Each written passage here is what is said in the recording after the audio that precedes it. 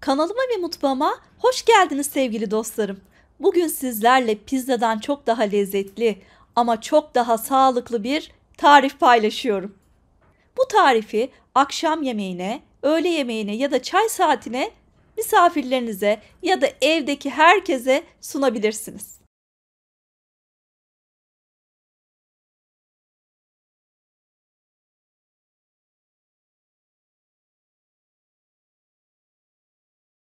Öncelikle 700 gram pırasayı ince olacak şekilde kıyıyorum. Mümkün olduğu kadar ince olması önemli çünkü ön pişirme işlemi yapmıyoruz.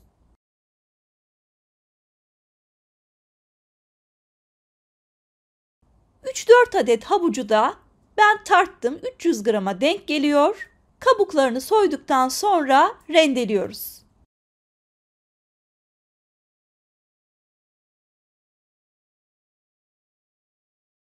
Evet, havuçlarım da hazır ve son olarak yarım demet maydanozu da ince olacak şekilde kıyıyoruz. Pırasaların üzerine şöyle bir çay kaşığı kadar tuz ekledim ve elimle güzelce ovuyorum. Pırasaları elimle öldürüyorum bir nevi. Yani ön pişirme işlemi yapmadan pırasaların dokusunu tuzla yumuşatmış oluyorum. Bu aşamayı lütfen atlamayın. Böylelikle hem pişirme süresini azaltırsınız hem de daha böyle dişe gelmeyen yumuşak pırasalarınız olur.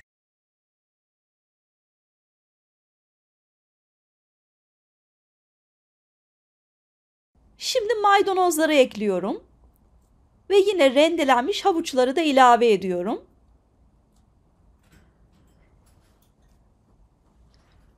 Benim havuçlarım ufaktı. O yüzden 300 gram yaklaşık 4-5 adede denk geldi ama havuçlarınız iri ise 3-4 adet de yeterli olacaktır. Şimdi bunları da şöyle elimle bir karıştırıyorum. Tüm malzemeler güzelce birbirine birleşsin. 3 yumurtayı karıştırma kabının içerisine kırıyorum.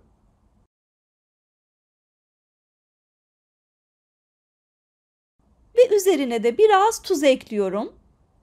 Tuzu damak tadınıza göre ayarlayabilirsiniz. Ben yarım çay kaşığı kadar tuz kullandım. Ve yumurta ve tuzu çırpmaya başlıyorum.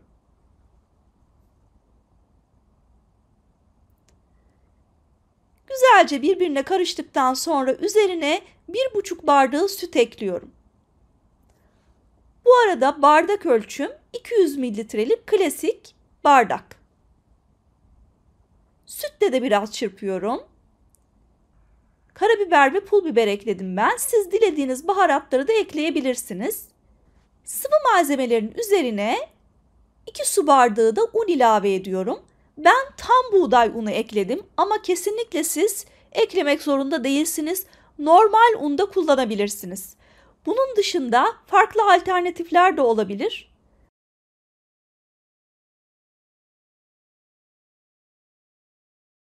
Sorghum unu kullanabilirsiniz, siyaz unu kullanabilirsiniz ya da kara buğday unu kullanabilirsiniz. Şimdi üzerine 4-5 yemek kaşığı kadar da zeytinyağı ekliyorum. Bu arada dilerseniz zeytinyağı yoksa evde herhangi bir sıvı yağını da kullanabilirsiniz. Ayçiçek yağı da uygundur. Tüm malzemeleri güzelce karıştırıyorum. Bu karışımın içerisine kabartma tozu eklemiyorum kesinlikle. Henüz kanalıma abone değilseniz abone tuşuna basıp beğenmeyi unutmayın. Videoyu da sevdiklerinizle paylaşabilirsiniz. Böyle bir krep harcı gibi bir hamur elde ediyorum. Ve hazırladığım sebzelerin üzerine harcı döküyorum.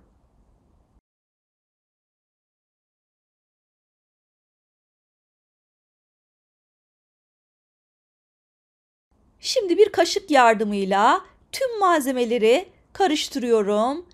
Güzelce sebzeler ve hamur karışımının birleşmesini sağlıyorum.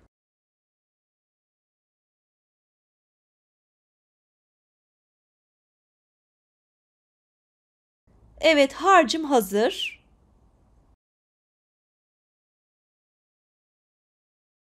Büyük boy fırın tepsisinin içerisine yağlı kağıt serdim ben. Şöyle yağlı kağıdın üzerini de biraz zeytinyağıyla yağlıyorum. Bu arada yağlamanıza gerek yok ama ben ne olur ne olmaz diye kolay çıkması adına yağlamayı tercih ettim.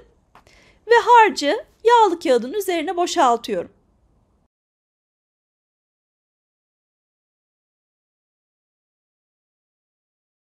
Yağlı kağıt diyorum ama ağız alışkanlığı pişirme kağıdı olarak düşünün. Klasik marketten aldığınız pişirme kağıdı. Çok ince olacak şekilde tepsinin her tarafına yayıyorum ve bastırıyorum.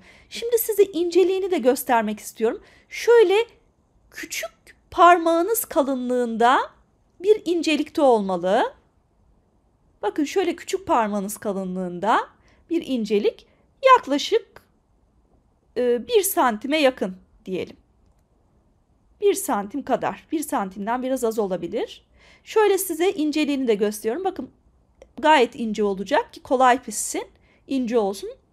200 dereceye önceden ayarladım fırını. 20-30 dakika kadar pişiriyorum.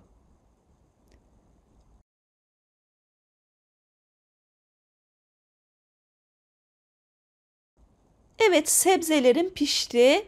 Şimdi üzerine kaşar peyniri rendesi serpiyorum. Yaklaşık 1 su bardağı kadar kaşar peyniri rendesi kullandım ben. Bu arada dilerseniz tabii ki kaşar peyniri rendesi kullanmadan o şekilde de yiyebilirsiniz. Ama kaşar peyniri rendesi çok daha lezzetli olmasını sağlıyor. Böyle bir pizzamsı bir havada veriyor. Her tarafına kaşar peyniri rendesini gezdirdim. Fırın hala açık. 5-10 dakika kadar kaşarlar eriyip hafif renk alana kadar pişiriyorum.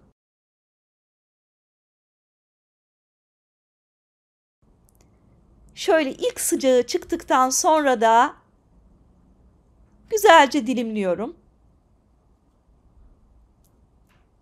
Gerçekten çok doyurucu, besleyici ve lezzetli bir tarif oluyor. Eminim bu tarifi çocuklarınız da çok beğenecek. Pırasayı sevmiyorlarsa pırasayı sevdirmek için harika bir alternatif. Hemen servis tabağına alıyorum. Şöyle size altında gösteriyorum. Çok güzel bir şekilde pişmiş.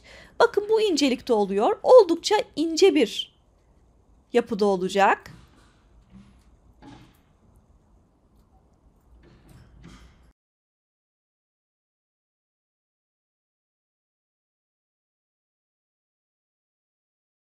Umarım siz de bu tarifi denersiniz ve beğenirsiniz.